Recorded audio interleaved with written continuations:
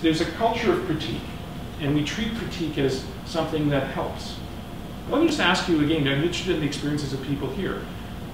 In your experience, has critique been a constructive force in your career life and what you've observed?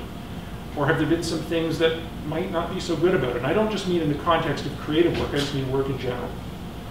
Cooper Ryder did his PhD at Case Western Reserve University in Cleveland and actually studied the Cleveland Clinic.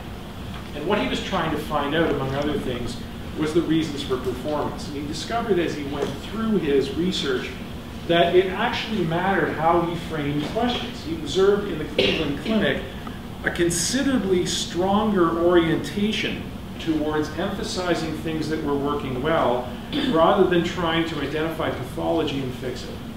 And the trouble is that for a lot of us, what we get attracted to are the things that are deviant from what we regard as normal. I mean, we just get obsessed about it. Now, what Cooper Ryder said is you have to find a way to get balance. You have to find a way to restore a little bit of sense of focus. And the focus he brought to this, which I think is useful, is that critique is not always helpful.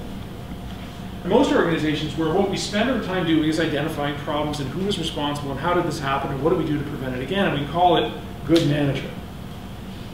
But as was suggested correctly here, this is really about blame.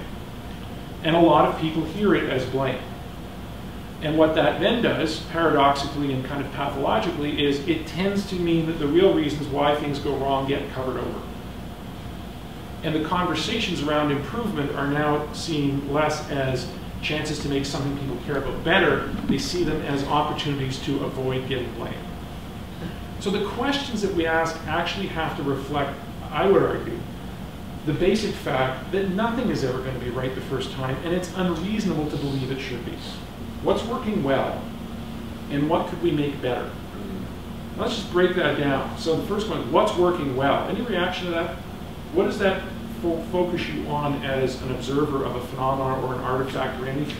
Yeah? I think it's, I think that brings a lot of empowerment to a team, because then, you know, to individuals at least within an organization, because then you can actually put forth your ideas, whatever, and you know, maybe you've already been noodling this for quite a long time. So I think it gives a sense of control and empowerment. Lurking in the back of our head is an assumption that everything should be perfect. I want us to ask ourselves, is that a realistic assumption? And is that an assumption that's going to allow us to get the best out of others? In order to get to this point, we have to be prepared to say that any critique is approximate, and any critique is relative to an iterated thing. What does seem to work, though, are questions. And that brings us to the whole story of how can you actually ask a question that is useful. And there are questions that are more useful than others. Questions that begin with the word why. What kind of reaction do you think those questions evoke? When you hear a question that begins why, how do you feel whenever you hear, I mean, if you've ever been asked why? Defensive? Probably. Can you tell me more?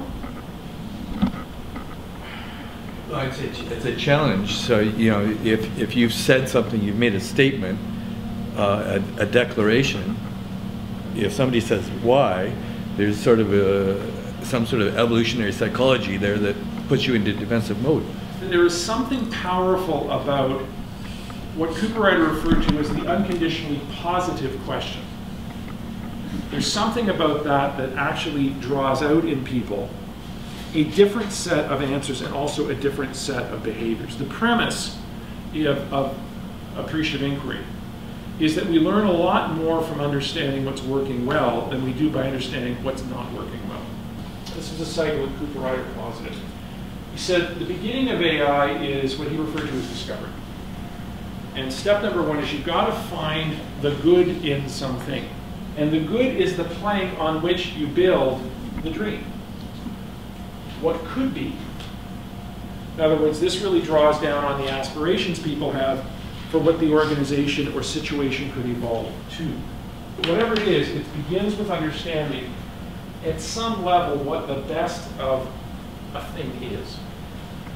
Before we even find out it's flawed, before we even worry about that, there's something good somewhere. And that's Cooper Ryder's premise, is there is something good somewhere. Step number two is the imagination step. Now, AI works best when everybody knows what's going on. And the thing is, there's no trick here. mean, everybody knew this was positive. The questions were all pretty clear. There's no, gotchas. I think the key is for people to know why it works.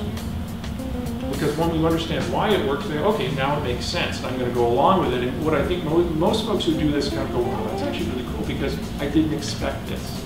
Because we're not used to having meetings like this at work.